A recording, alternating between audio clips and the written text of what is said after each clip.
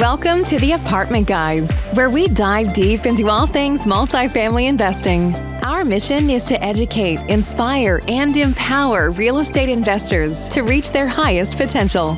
Each week, host Tate Seamer interviews high-level guests from all over the industry who are sure to bring valuable, actionable ideas that will propel your career to the next level.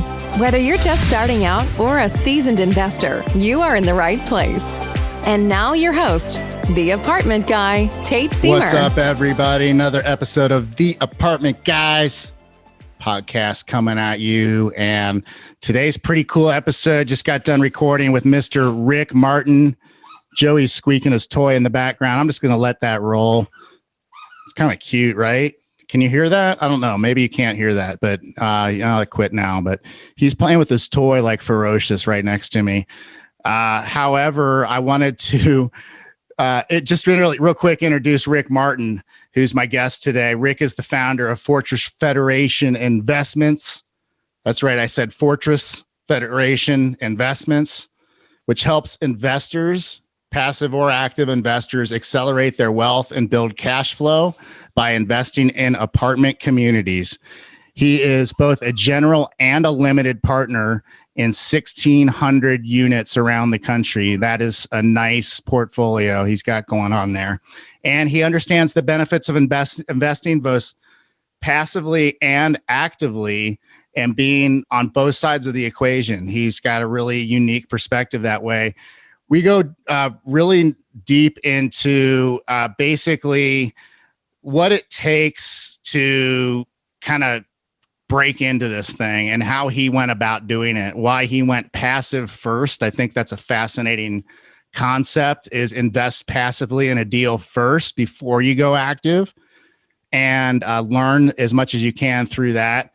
And so that's what he did. And he has a very, interesting story to tell.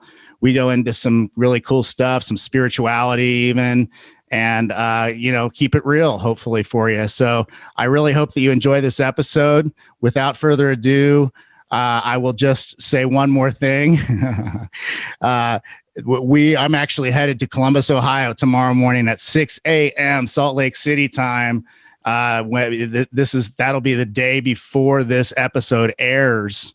So when this episode airs on July 28th, I'll be in Columbus, Ohio, inspecting our 60-unit acquisition that we are currently in the process of acquiring, right? Doing the due diligence, and I'm doing the inspections on Wednesday. Really excited about that. 2 other deals in Oklahoma City right now, 192 units and 51 units, both in the pipe. We are cooking. If you want to learn more about us, go to investwithgreenlight.com, investwithgreenlight.com. Without further ado, let's rock and roll with Rick Martin. Thanks, everybody. Enjoy. Rick, welcome to the Apartment Guys. It's awesome to have you, brother. Appreciate you being here. Hey, man, it's great to be here, Tate. I appreciate you having me on. Yeah. So, we know about you and we know about the 1,600 units and whatnot and kind of where you are at this point. But give us a little bit of background into, kind of who you are. What made you who you are, what's important to you, your values, et cetera. You can go at any level you want to with that question. But obviously we're the Apartment Guys, so we want to keep it relatively business oriented, but it's all part of the same picture. So long way around of saying, just help, give us a little look behind the curtain into Rick Martin. Yeah. Okay. I think a good moment in my life where I sort of made a transition in terms of philosophical was right when I was graduating from the UW, the University of Washington School of Business. And I had sort of the rich dad, poor dad in my life. My rich dad was my uncle, and my poor dad was my dad, who was brilliant, very scholarly, very academic. And, he always put a lot of heat on me to, go to school, do the right thing. And I did. And I was sitting in my first interview. They would conduct these interviews on campus. And I think I was meeting with Procter & Gamble. And I was my skin was crawling. Like I just knew. I mean, I knew ahead of that time, but I really knew then and there that I don't fit into this mold. Mm-hmm. And I remember walking out of there thinking, you know, I'm not going to do that, and I need to have a conversation with my dad, because he always kind of put a lot of heat on me. But at the end of the day, I gathered enough courage to tell him that I wanted to go travel around the world. And really, it ended up being around the Pacific Rim countries. And, you know, he was cool. He was like, well, I think it's a good time you do that, which was crazy because he was a doctor, and, you know, he went through how many years of college himself. So I did that. And, you know, that trip, I didn't really think about it at the time, but it definitely shaped me. It wasn't like all fun and games. There was a lot of adversity on the trip. For one thing, you walk into a foreign country that not only doesn't speak English, but doesn't have English characters, and you're alone, you know. And I was pretty young at the time, and that can be intimidating. And man, I got loads of stories from that trip, but I know that we don't have time for all that. But how old were you, Rick? I think I was 22, wow. 22 years old. Wow. And yeah, that's awesome. Go ahead. You had a question. I was just gonna say, what a cool thing for your dad to do for you, and to like give totally you, like set you free, or, you know, so to speak. Not that you weren't already free, but like just to give you his blessing. That's awesome.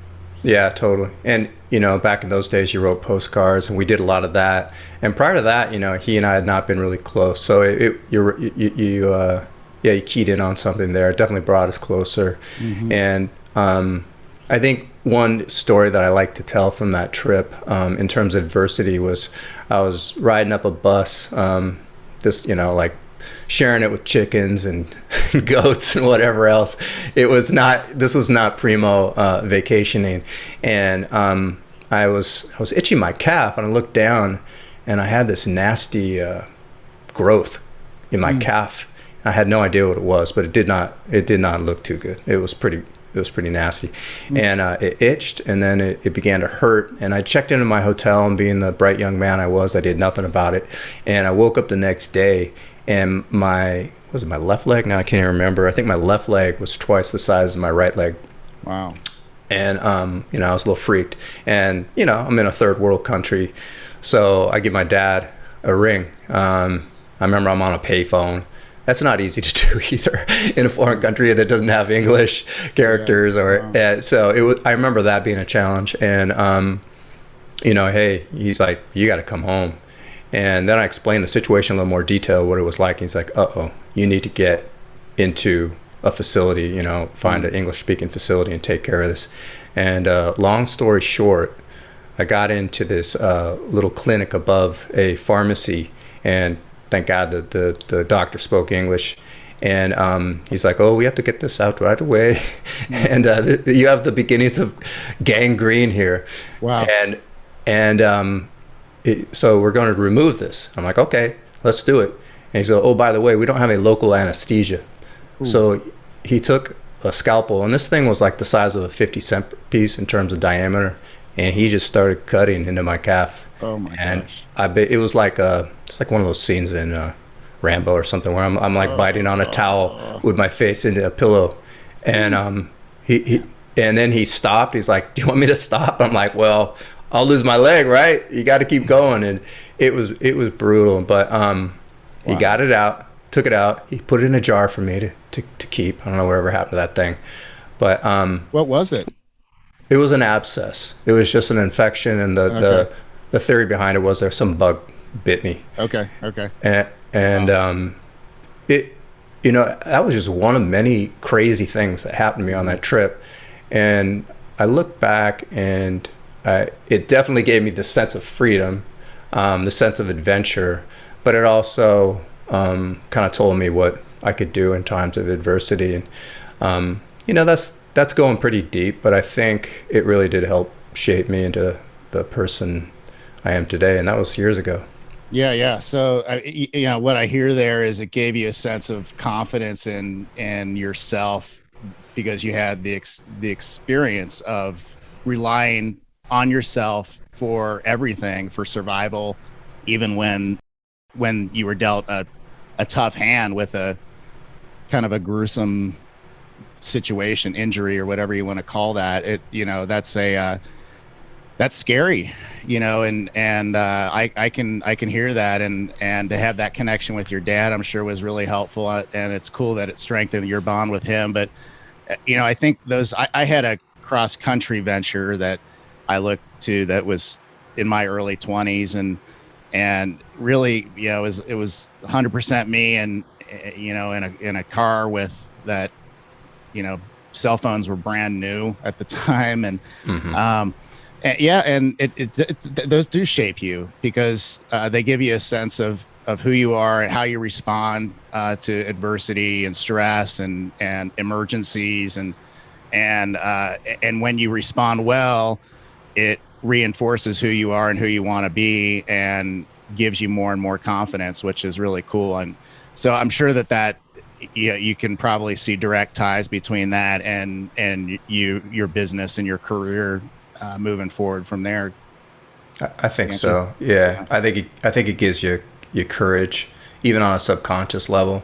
It's not like I'm always thinking, hey, I remember when I was laying on that table in Malaysia. It's more like just on some subconscious level, it builds that confidence, like you mentioned. Cool. So let's fast forward a little bit and talk about kind of your entry into real estate, and how you got started, and specifically into apartments and multifamily. Yeah, well, I think the story really began, not too long after that. I ended up buying a single family house with a then girlfriend, and we ended up splitting. But I was like, I'm going to hang on to this thing. I like this thing. And, I lived there, but I was chasing another dream. I won't get into that, but it was time to turn the page and make a career change, which is what got me into my last career, which was entertainment advertising. And I was there in Seattle in this house. I love the house, but it was time to head elsewhere for some schooling, some education. So I ended up putting the house up for rent. And, I started getting that passive income and understanding how, hey, it doesn't all depend on my job. So the light bulb went off pretty early. And I think my idea at that time was, hey, I'm going to do this every year. But being a broke student, didn't really do that. But a couple of years later, I bought in Vegas. And at the time, it looked great. In fact, my rich dad that I mentioned prior was pretty impressed. He thought, wow, that's brilliant. That place is growing. Well, that was 2004. I think I may have closed in 2005. And for a year, that thing insanely appreciated, probably kind of like now what's happening in the market. And I think being Vegas, I was up. I was way up. And I think I bought it for like I want to say around 150K, and it was up near around 300K. And what real estate you hang on to, right, forever. A couple years later, it was 2008, and that thing was at some point was worth $55,000. And the banks were calling me, asking me what I wanted to do. And it's funny, everybody was advising at that time to basically skip town on your loan, but I held firm. And it ended up actually selling that thing for a profit many years later. Good for you. And continued. And you kept your credit clean and stayed out of that whole mess. And good call. Yeah, a lot of people were doing just the opposite. But I did take advantage of the down years. Did some investing out here in the California area, where I'm from. I was out kind of the Palm Desert, which is kind of the seedy part of Palm Springs. It's that's the place so relative, though. That is one of the nicer places in the world, really. That whole area is so beautiful. It is. It's hot. It can be hot, man. Hot as heck. But yeah, Palm Desert, I've been there. It's not so seedy. Don't let Rick fool you on that one. Well, you have Palm Springs, right? Well, of course, I haven't been out to Palm Desert lately. Maybe it's really come up. I sold those. And maybe there's areas of Palm Desert I didn't see, but what I did see, I was very impressed with. But So you sold those. Yeah. And I kept doing my thing, and finally discovered bigger pockets and started doing some flips and some burrs, and not really knowing anything about apartments until I think I probably caught a podcast on bigger pockets about apartments and how you don't really have to do single family, and I kind of like the idea of scaling up. But there was a point where my wife and I were going to sell our residence in LA and buy something pretty darn expensive out near the beach. And luckily, I'd got my hands on Rich Dad, Poor Dad by then, kind of understood about cash flow and how you got to invest in assets and not liabilities. And I kind of explained to her, look, we're going to have like a $6,000 mortgage when, maybe we buy an apartment, we could be getting $5,000 a month or $6,000 a month. That was my explanation to her. And she was like, yeah, I'm on board. Like it was the choice between being, following the American dream of owning your home or being financially independent. And she was definitely for the latter. So that was my initial plan. I was going to buy my own apartment. And then things just started to progress. I'm not sure if you're familiar with Ivan Barrett, but good guy in the Indianapolis market.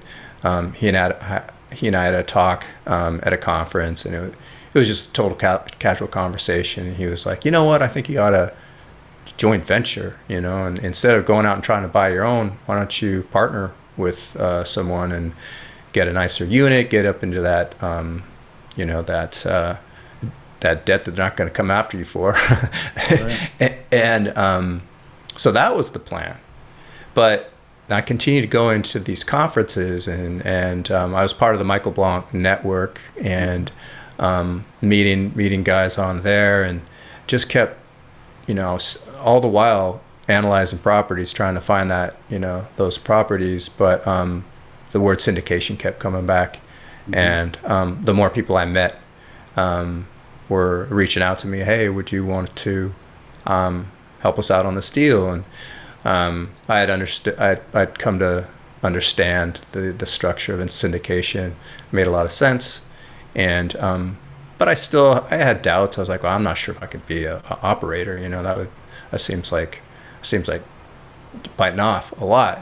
But eventually I kind of found my place where I settled in, and that was on the capital side, and which kind of fit me well because I mentioned I was into entertainment advertising, so I have some experience with video production and graphics and storytelling and writing and all that. So I could get behind generating content and seeing what that did for me, and it does a lot. You produce some good content, and doors start to open for you. Absolutely. Yeah, that's a huge takeaway right there, guys. Like. And Rick just said it in one sentence. You start generating content and huge doors open for you.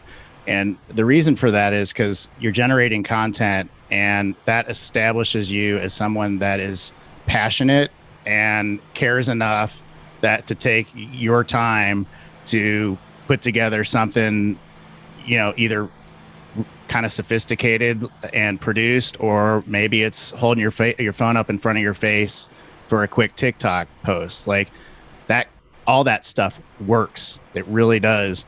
And obviously the more sophisticated thought leadership you generate, and the more content you generate, the more you're going to be looked at as an expert and somebody that is credible, and somebody who you may want to do a deal with, for instance, or you may want to listen to their podcast more or learn more about them, that sort of thing. So that's really cool. And so let's before I want to ask you some questions about now, but before we do that, what year was it? Do you remember roughly when you had that first conversation about scaling up and joint venturing?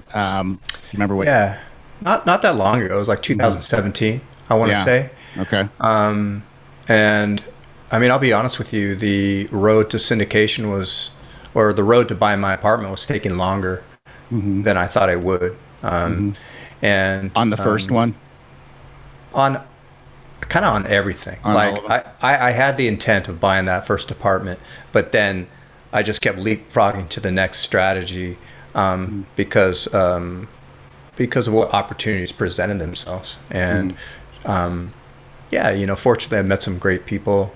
Definite shout out to Four Oaks. Those guys are good friends, and Love Brian Briscoe and team. Yeah. Brian, Eric, all those guys are great. And they reached out to me before COVID about a deal, and we were having a conversation. We were strategizing, how this was going to go down, and this was literally in March of what was it? 2019? I can't remember now. It's 2020. But we were all gung ho, and boom, COVID hit, and that deal went south. And being the good guys they are, I mean, well, we've stayed in touch. I feel like this with most of my partners, like we're sort of friends beyond just the partnership thing. You kind of develop that rapport, or you don't, and if you don't, then maybe it's not a good partnership. But and from then on, I've met other great people that I've come to respect. There's a mutual respect there, and I'm going to continue to work with them into the future. Yeah, Four Oaks is great. I have so much admiration for Brian and the way that he does things. I mean, he and I are doing a lot of the same sorts of things, and we're kind of at similar points in our growth, and his team is stout and strong, and he generates fantastic content in his podcast, which is called Diary of an Apartment Investor. If you're interested in checking that out, we'll give Brian a quick plug. Rick, hope you don't mind. Go ahead. Brian, you deserve it. He deserves it. You take my time here, Brian. Take away. He deserves it.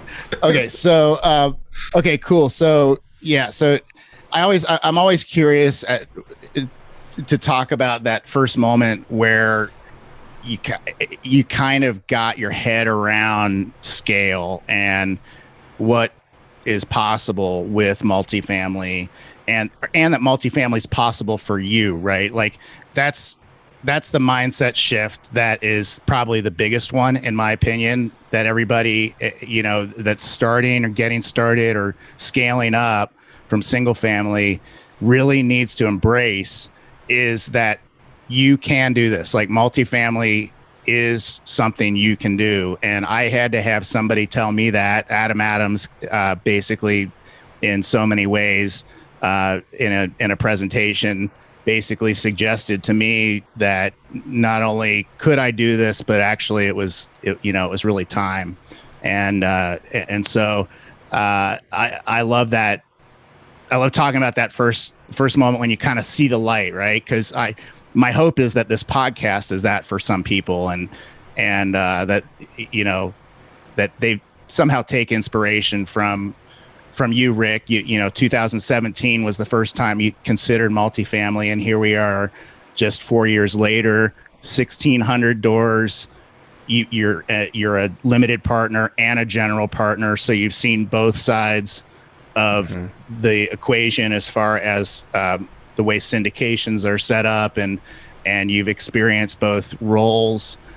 So and you're well networked. You at this point, like, people want you on their podcast, like yours truly. So it's pretty cool, man. That's a pretty cool success, and in 4 years of time. I love the idea. I think it's Tony Robbins or somebody says that we overestimate generally what we can do in a year, but we really underestimate what we could do in 5 years.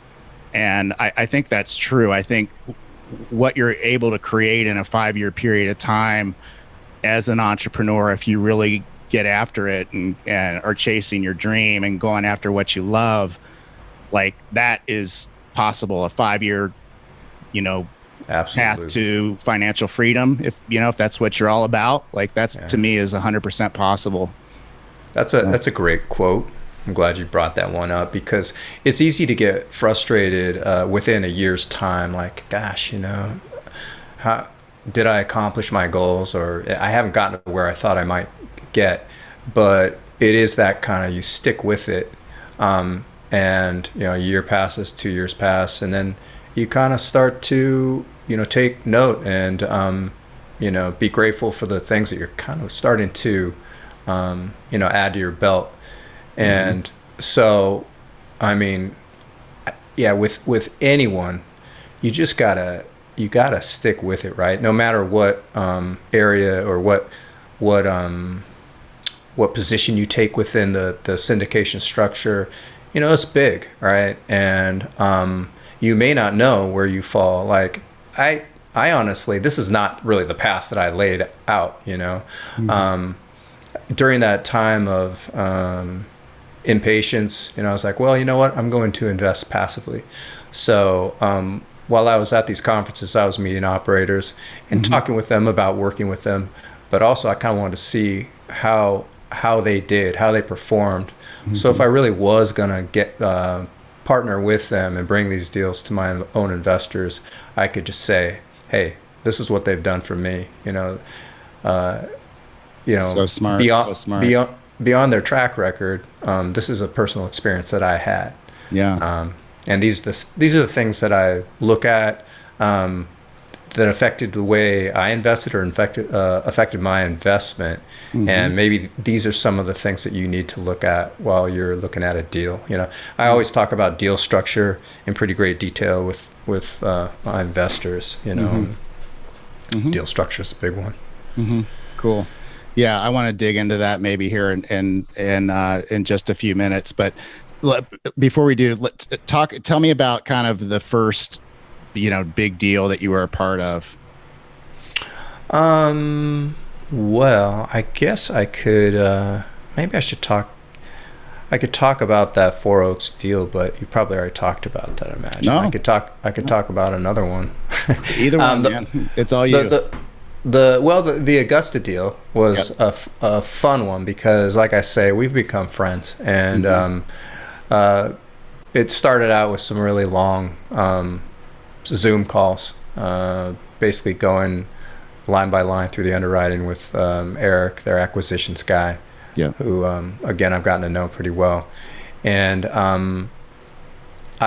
my first reaction to that deal was a little bit of hesitation, because I do pretty solid sub-market analysis, and upon first glance I wasn't liking what I was seeing, but the more I did the research and talked with these guys and verified what they were telling me, and dug around myself, I found out there's a lot going on in Augusta, a lot on the cusp. And also, you can't believe every piece of data that you see, that you pull off the internet. It could be pretty well outdated. And I remember the first median income report I saw for that particular tract that the building was on was pretty low, and it pretty much was going to have me right off the deal.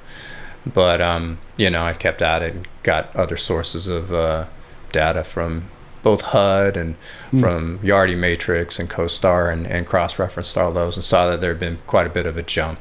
So the trend was good, which was consistent with what's going on in that market. And they have basically the corner on the cybersecurity market in that city, and the Fort Gordon is going to infuse several billion into the market annually, and not just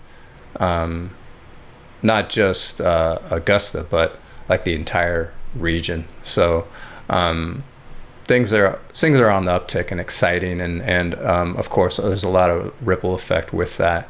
And then of course flew out to the market for due diligence with the guys and walked every unit, got a good feel for the city, and I think that's always a good thing for anyone to do, whether you're in the acquisitions or not. Absolutely.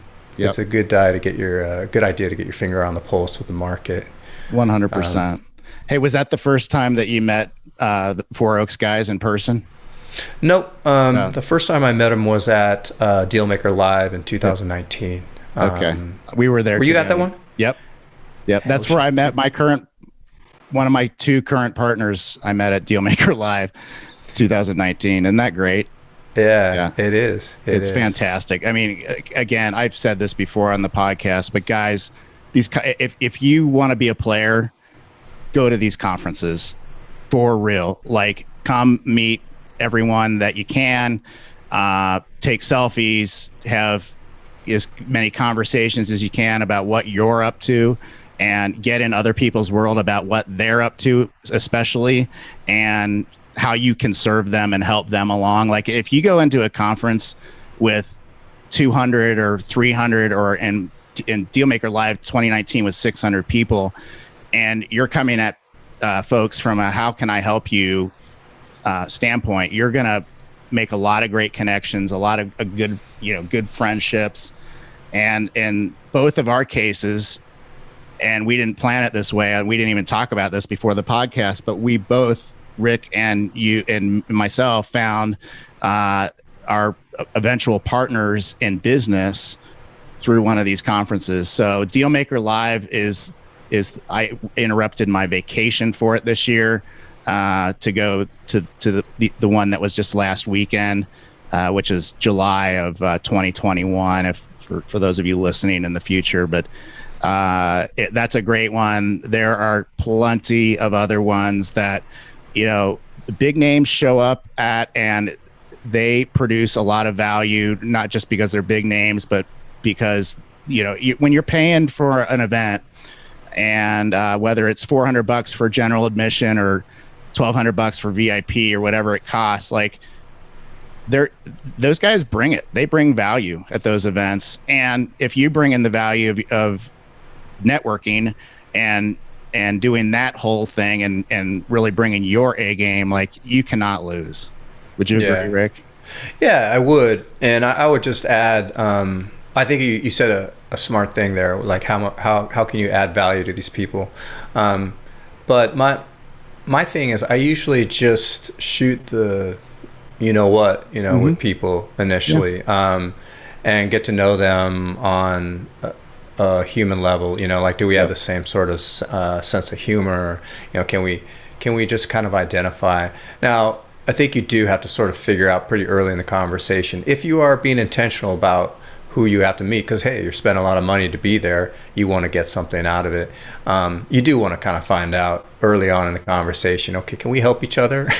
Right. And if not, you have to sort of politely get out of that conversation. But hey, maybe it's a good dude regardless, and you can go have a beer with him later on or yeah, and that's where it's so important to have an elevator pitch.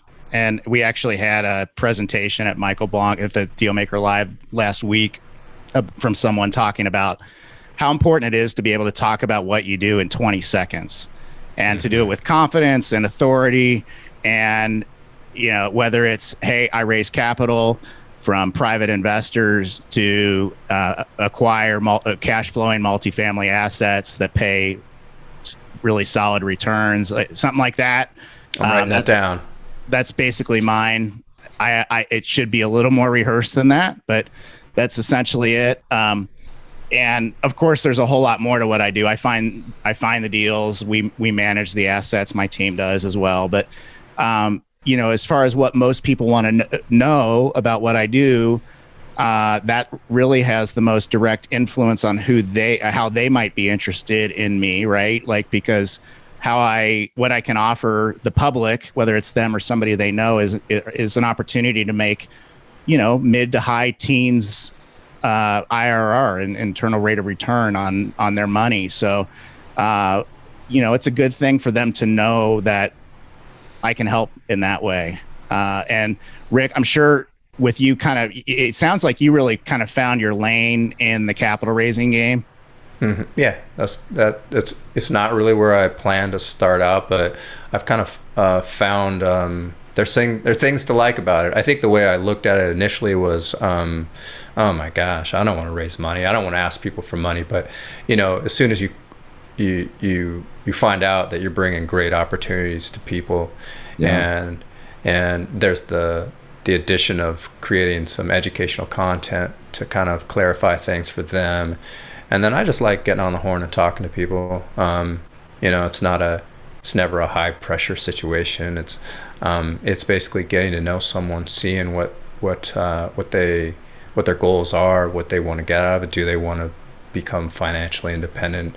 Are they just looking to build some income streams to cover their kids' college fund, or maybe some vacations? I think, when you kind of peel the onion, you see that Raisin Capital is a pretty big world, and it's got some fun aspects to it, which I've grown to enjoy. Yeah, that's awesome. And I can just hanging out with you and doing this with you today. You're somebody that you've got kind of this very down to earth, sort of grounded, calm, but very engaging way about you.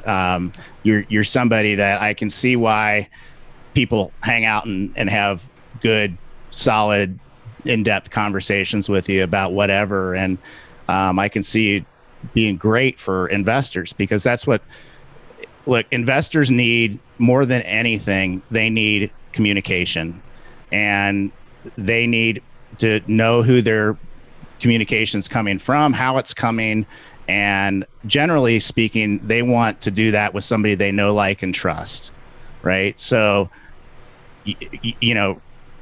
you're just kind of by nature, you have, it sounds like you really found your superpower, really in spite of like what you maybe thought you were going to figure out, but just your ability to hang out and shoot the stuff, so to speak, with whoever. And I'll have Grant Cardone on this show one day, and he'll probably swear up a storm. So whatever. But I know I should have sworn, man. Right. Me too.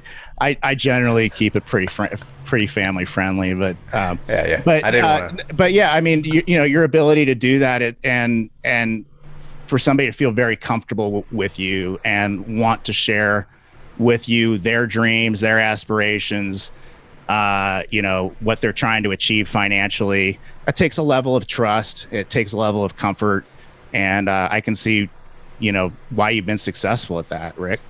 Man, I appreciate that, Tate. Yeah, well, you know what? We got to get together at a conference and shoot the shit. Yeah, absolutely. Let's shoot the shit. Let's do it. And have a beer. Yeah, absolutely. No, I appreciate you saying that, man. Yeah, for sure. All right, so let's talk. So 1,600 units, is that? I know that you're GP as well at this point. So you started investing on the limited side as a limited partner, and have since grown into doing the general partner role in some deals. Is that correct? That's right. That's right. Okay. Perhaps begrudgingly. It wasn't, I wanted to get in there, man. I wanted to start making deals. But, several years later, I'm sure happy I did it. Because, I'll just give a little story where I just made 135% on one of those passive investments. And and how many years was that? I'm glad I did it. 2. Yeah. Yeah, so, that's unbelievable. I mean, that's it right there. Yeah. Now we're in an unusual market and an unusual environment, and every deal's not going to pencil like that. No, but it won't. But look, I mean, I was just talking to one of my good high school buddies earlier on the phone today that I hadn't talked to in quite a while, and we were talking about passive investing and kind of what I'm doing, and he's got some funds he wants to deploy, et cetera. And I told him, and again, we've made this point on the show before, so not to be repetitive, but that limited partner position of being essentially a cash investor, capital investor, with no voting rights, no operational responsibilities. You're not doing anything other than wiring a check and signing some documents. At that point, you are making your return. It's essentially a preferred return, means that you're getting paid before anyone else gets paid. In terms of the general partners, of course, debt service comes first, but after that, limited partners get paid their preferred return, which in an apartment syndication deal will be anywhere from like 6 to 10%, somewhere in there.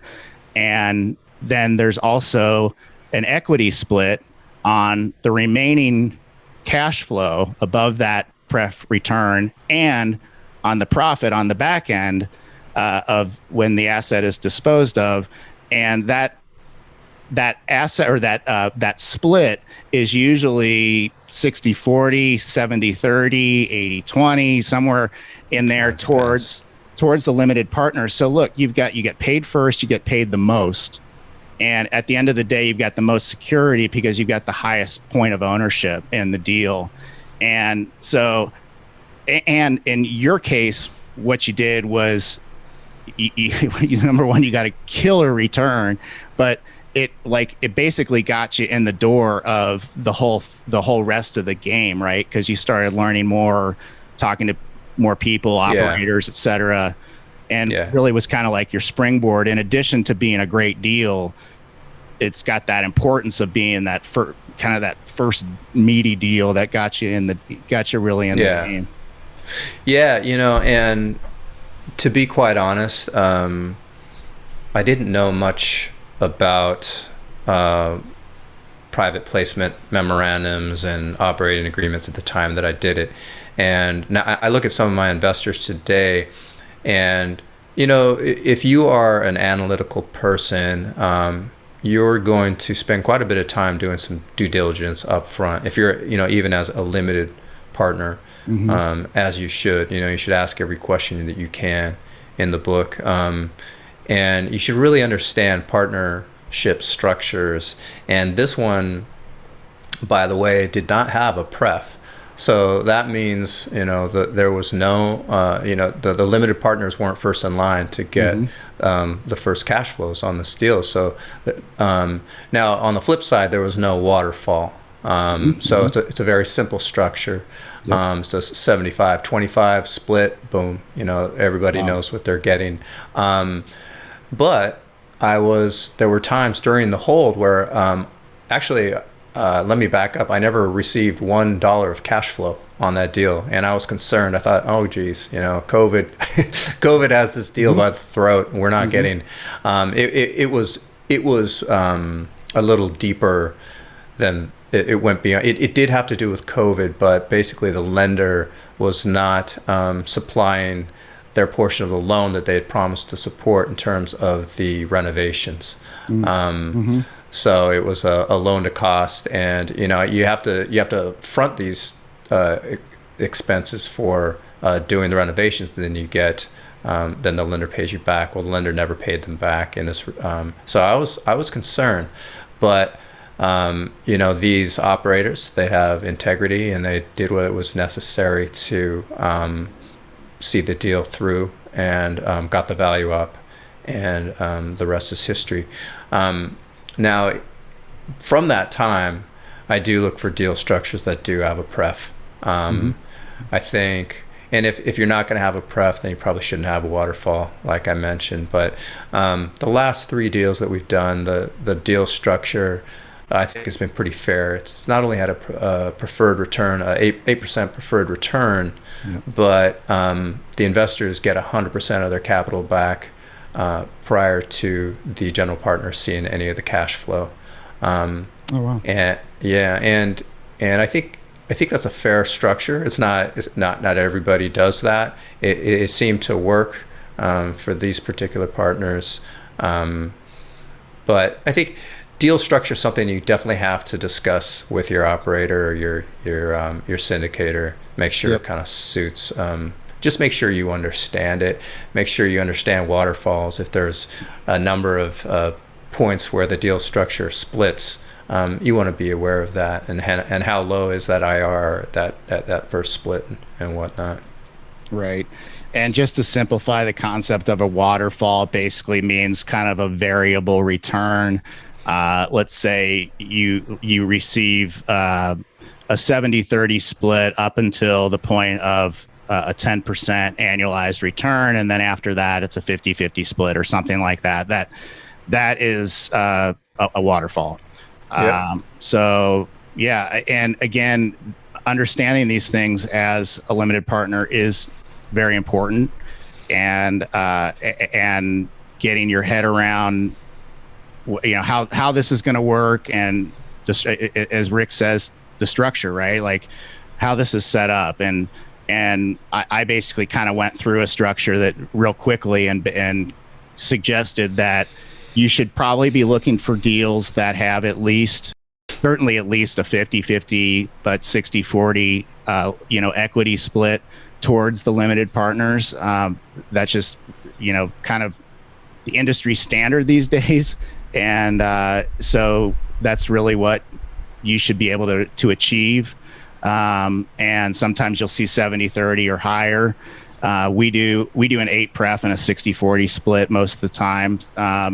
We do a 7 pref on some deals just because they're so like stinking good that the IRR at the end of the day is so high, and people are still very happy with that level of return. So typically a 70 or 80%, and typically 60-40, 70-30 splits is what we do.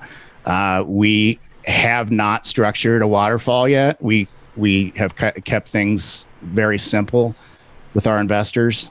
But it's something we're definitely looking at, always different options and different ways of doing it. It's really great to have your perspective, Rick, because number one, not too many people have seen intimately both sides of the LP and the GP.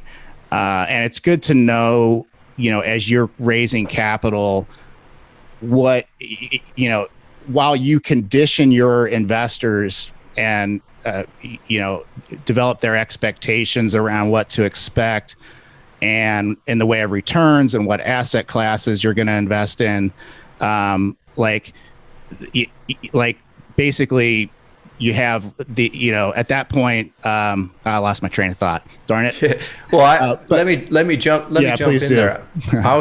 I was going to say that it's funny. It puts me, I think like an LP when when I'm discussing a deal with the other partners, and they're like, hey, whose side do you want? But I'm trying to make it clear that, hey, this is not going to appear fair to them. If I'm investing in this deal, I don't like the fact maybe that the IRR is only 12 and it's going to split to a 50-50. To me, that's not fair. So I play the devil's advocate, or I play the limited partner role in discussing how a deal is structured, or at least I inform everybody. I think this is the way people will view this. Right. And we just got to, we got to keep everybody happy, right? Yeah, and that's super valuable to have that on the team, because you are bringing to the table like the kind of almost like showing the LP's hand a little bit, and telling the GP and your partners, like, this is really what I think, based on all the conversations, hours and hours of conversations that I've had, both listening to people talk about what they want and are trying to achieve, and also educating people about what they want and what they're trying to achieve. This is what I feel like we can achieve on this deal, and this is what I feel like how we should pitch it, and this is what they're going to want to see in the business plan, et cetera, et cetera. That's really, really valuable. And so what other roles on the general partnership have you kind of pitched in on it, if any, or are you primarily, investor relations, capital raising? Those are definitely the two main ones. But I definitely, I pitch in terms of marketing just because of my background. Yeah. I've helped even revamp a pitch deck, or I've done some videos for some of the people. And I think, aside from that, due diligence, of course. And I always try to underwrite every deal, and that's part of the due diligence. Good for you. Me. I mean, honestly, again, that just to highlight quickly, we're running out of time. I hate that because I feel like we can go on forever. But having the skill to get in a spreadsheet and plug a deal in and or analyze a deal that somebody else has plugged in is immensely valuable. Like, you have to have that ability, in my opinion, to be an active general partner on one of these apartment syndication deals. And once you have that ability, you have a valuable skill and something that you can bring to a team and say, hey, I can pitch in with this. I can help with underwriting. And here are some other ways I can pitch in. Like, it's one of those things that makes you more valuable as a team member, but it also makes you, like, much more importantly, makes you more valuable if you're raising capital to your investors, because you've got to understand the deal inside and out. If you're asking people to invest hundreds of thousands of dollars in the investment, you got to know the answer to all the questions. And so familiarizing yourself with, I think you can chime in on this, Rick, I always encourage people to get Michael Blanc's syndication deal analyzer, the SDA. I think it's very, very good. It's pretty darn complete with most of the features that you're going to need. Waterfalls are a little tricky.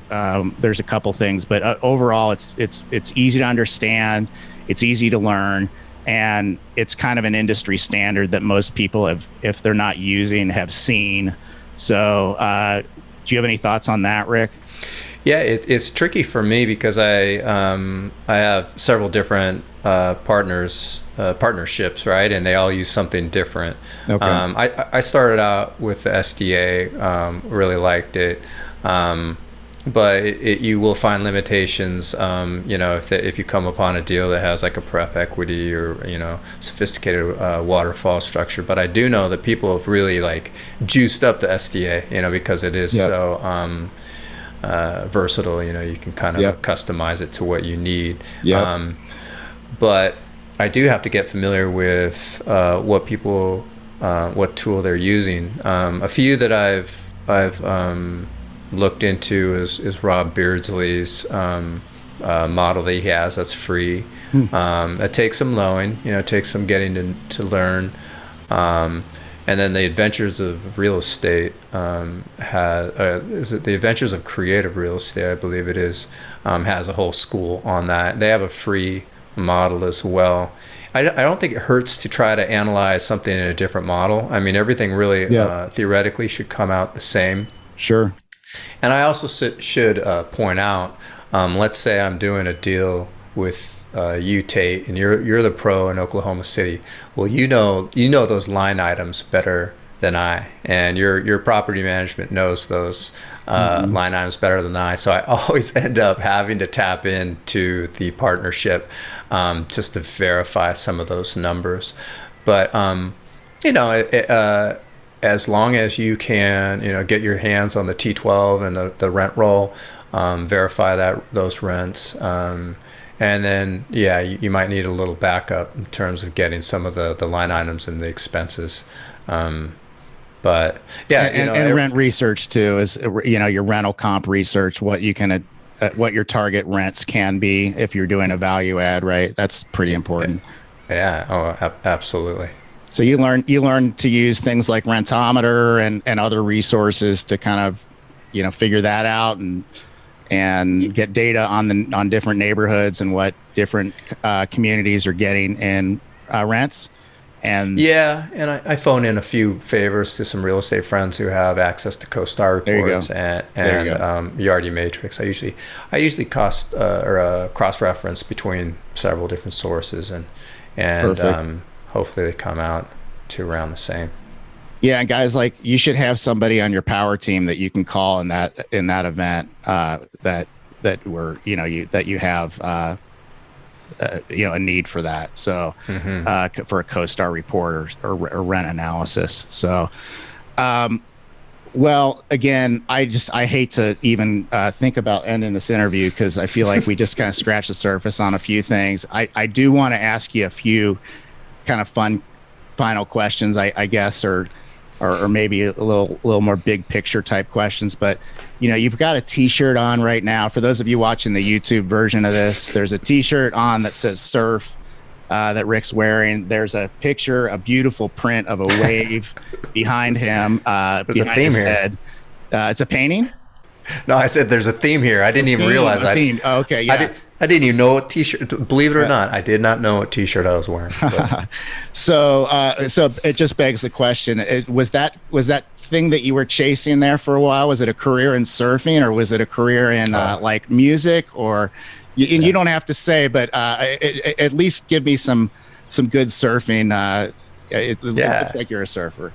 Yeah, well, I'm not a great surfer. I'm from Seattle, Washington. So the dream I was chasing was music, and there's not much surf up in Seattle. There is about 3 hours out on the coast, but my surf career didn't start till I moved down to the LA area. Actually, it was on a surf trip. I just came up with the idea, hey, I want to go learn to surf with a couple buddies. We went to Costa Rica and learned how to surf. And Heck then we got to talk about that. We continue to surf here.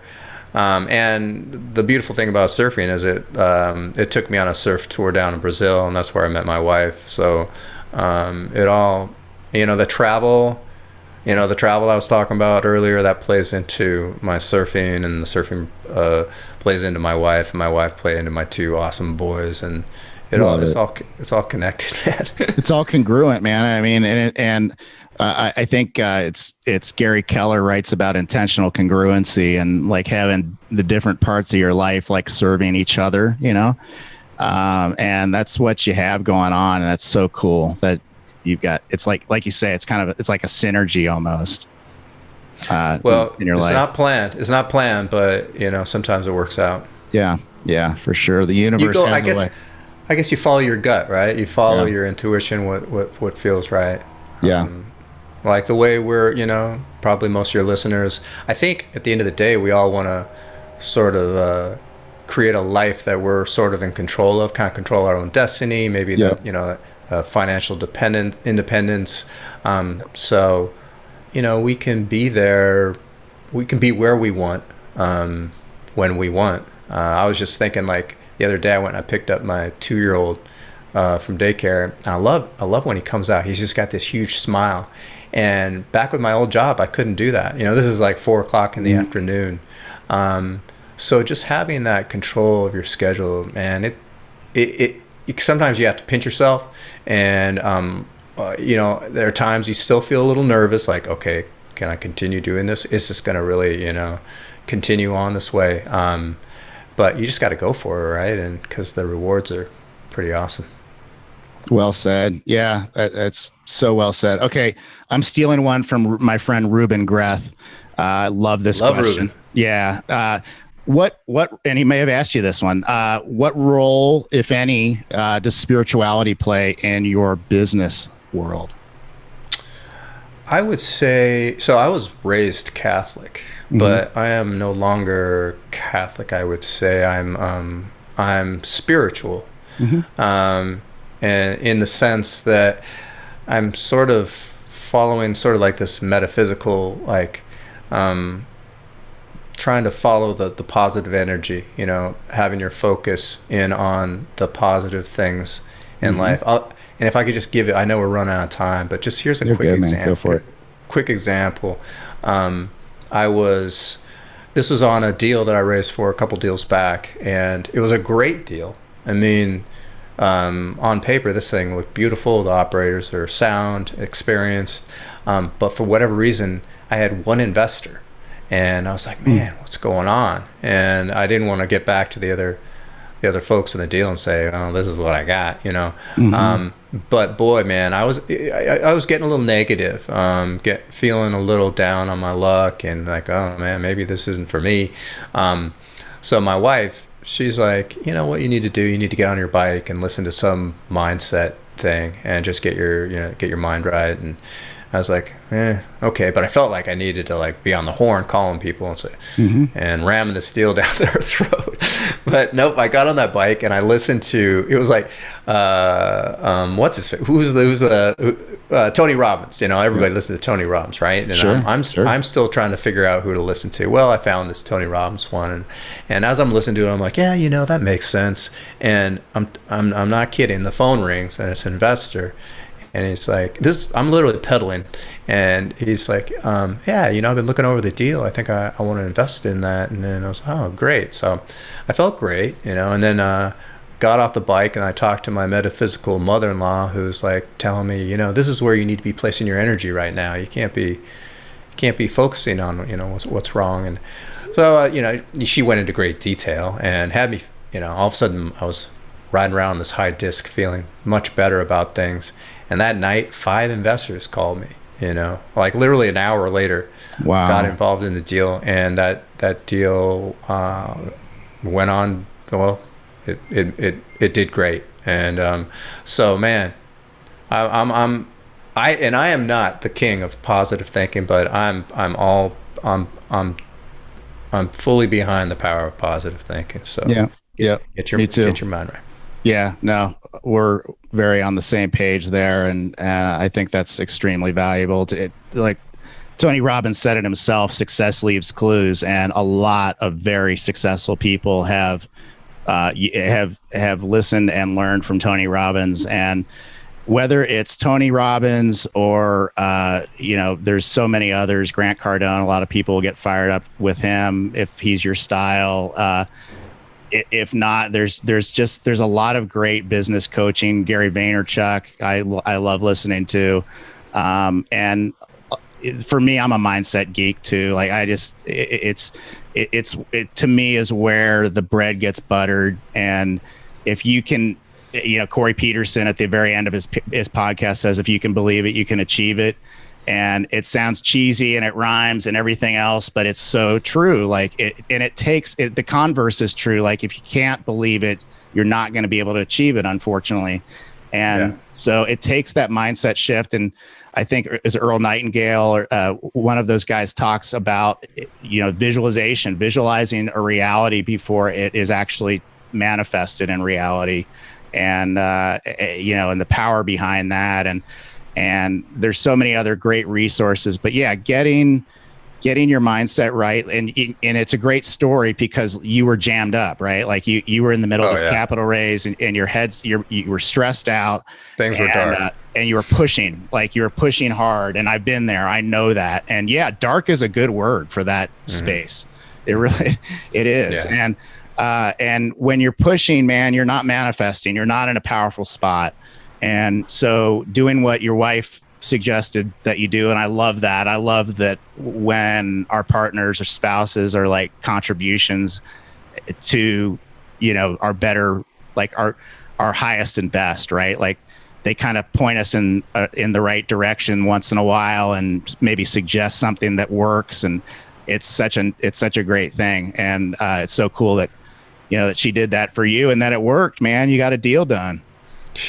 Yeah, it was crazy. I mean, I'm not sure if it can happen every time like that, maybe, you know, but it was literally like a proof of concept right there. It was amazing. That's awesome. Good for you. Good for you. Well, Rick, one last thing, thought leadership. You know, I know that you've been to the Dealmaker Live and you've been a guest on many podcasts. So I know that you're immersed in the podcast world. You know, along the way, are there any like books, speakers, podcast hosts that have really, you know, kind of moved the needle for you at an important time in your business? Yeah. In terms of books, if you've ever read the book Who Not How, that's a pretty powerful one. Who wrote that one again? I've heard of it, and Sullivan, right? Sullivan is his last name. Good job. Or maybe actually Sullivan is the guy who the author Dan Sullivan. For. Yeah, there you go. Good job. And then God, there's a marketing one that sort of escapes me. But in terms of like A through Z syndication, I did like the best ever book on syndication. Great book. It's a pretty darn good one. Yeah. And I love the CASHFLOW Quadrant and Rich Dad Poor Dad. Mm-hmm. reading a book right now called Outliers. I'm not sure how that one ties into multifamily yet, but it's interesting. And then in terms of podcasts, I got to give Michael Blanc a lot of credit for getting me into the multifamily podcast. And I really enjoyed the Bigger Pockets podcast. I thought it was really funny. I back in the day when was Josh and Brandon, they'd make me laugh. But there wasn't a lot of multifamily at that time, and I just got so juiced into multifamily. So I switched over to Michael Blanc, and then started sampling other ones. Whitney Sewell's podcast is great, and definitely gonna start listening to the Apartment Guys more and more, which I have. I've listened to several of your shows. I dig them. I like the fact that you meditate. You got to teach me about that, because I'm a bad meditator. We're all bad meditators. That's one of the first lessons, is that your mind's never going to meditate well. Like, no matter who you are and no matter how much you practice, the mind is not wired for meditation. And so it's a practice, It really, it's just something you practice, and you practice without attachment to getting it right. And so you don't get frustrated and make yourself wrong. That's really important. And it's cool that you brought it up that way, because I think that's what keeps a lot of people away from meditation, is the thought, I'm never going to be able to get it right because my brain's a mess, and I'm ADD and I'm all over the place all the time. Jumps everywhere. Yeah, and I get that too, and that's part of the ride, man. That's part of the joy of meditation, is you learn to be with those thoughts as they happen, and just let them be and watch them, and it can be pretty magical and at moments, for sure. It's not always that way, but it's a great practice. So I haven't talked about it in a while. I appreciate you bringing it up. Yeah, no, I'm glad you said what you said. That makes me feel better. For sure. All right, Rick Martin, how can listeners reach you and learn more about what you do, and how you raise capital and whatnot? I think the best way is to go to fortressfederation.com. That's the name of my company, Fortress Federation Investments. So go to fortressfederation.com. You can either sign up for the investor club there, and I also have a free ebook. It's like a quick start guide to investing in syndications. And from there, you should be able to find all the other various outlets I am. Cool. Well, I'll tell you what, let's put in another, 500 to 1,000 doors on the board each, and circle back around on the show, and hopefully that happens in 6 to 12 months, right? Something like that. All right. That's what I'm going for. I'll try to keep up with you, Tate. That sounds like a good goal, man. That's what we're going for. We're definitely, we've got our eyes on 2,000 doors by May of 2022, and that's incredible. We're 600 there on the way. So I've still got a ways to go to catch you, Rick, and I wouldn't say that. Hey, can I say something? Sure, of course. Now, there are, people throw around numbers of doors, and right. Look, I take a certain part of that role and responsibility, but there are people who have less doors who are doing it literally A through Z. They're acquiring, they're managing the asset, they're raising the capital. I can't claim to do all of that, so don't sell yourself short, man. You're doing a lot. It's pretty incredible. I appreciate that, brother. You're right, and the door count is relative. It's relative to how much ownership you have in those doors, and that's ultimately determines your net worth, and your monthly cash flow ideally is coming from that. So obviously the higher percentage ownership you own in more doors, the better. So yeah, we're as operators, we partner up, and we have I have a team of 4 core people, including myself, and so we're splitting up deals, and I own a certain percentage of the number of doors that we own, to be fully transparent about that and how that works. So but it's I think really one thing we didn't really delve too much into is kind of the what I think of as like the joyful pursuit of financial freedom, and financial independence, and at the end of the day, what you've got coming in passively through your investments, whether they're multifamily or not, and in our case they're multifamily, is really like where the rubber meets the road in your life, because it's going to determine how much you can, that your bills are covered, how much you can save every month, how much you can invest every month, how much you can give to charity every month, and how much you can play with every month, is all determined by that passive cash flow. And that's really where your life gets designed, right? Like your day-to-day lifestyle. Definitely, man. Yeah. I'm definitely glad you brought that up, because in order to really do what we want to do, we kind of have to be freed up, right? And it's hard to do that if you're working a W-2, 10 hours a day, 5 days a week. And a big part to, I feel like I'm still on the cusp. Like I could take a job, a gig from my old career if I had to, but I'm right there, man. And it feels pretty incredible. And I'll say, a big part of that was those passive investments that I made. I said, I kind of joked, or in jest, I said I was begrudgingly invested in those. Well, it doesn't hurt to have those income streams, and they're part of sort of the plan that I built. I kind of designed like, okay, I'm going to get some income from this bucket, I'm going to get some income from that bucket, and you just come up with different ways of how you can build income streams, and before you know it, you're not dependent upon that full-time job anymore. Feels pretty cool. Yeah, and you can write books with purple covers, right? Yeah, well, we'll see about that. Oh, right. Well, dude, this was awesome. I truly mean that. I loved every part of this. I loved learning more about you and kind of your philosophy and what shaped you and what you're up to on a business level.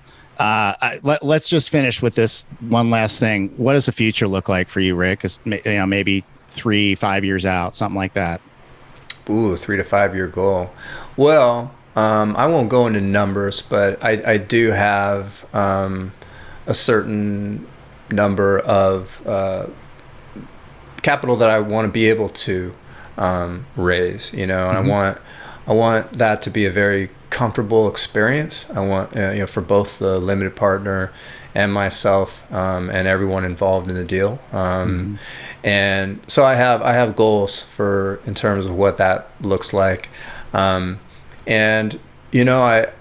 about, well, really, I've already met my goal for a number of deals this year, and we still got some time left. In fact, I'm looking at this week was a crazy week. I got some people reaching out to me for some deals, so it looks like I'll be back at it, and just closed on one a week ago Thursday. And also there are just some strategies that I need to pursue. It's still trial and error. Seeing what works and what doesn't work. How do I appear to investors, and how do I attract the right people? That's still going on. You're doing your podcast. I think that's awesome. I envy you for that. I know it's a lot of work and it takes a lot of commitment.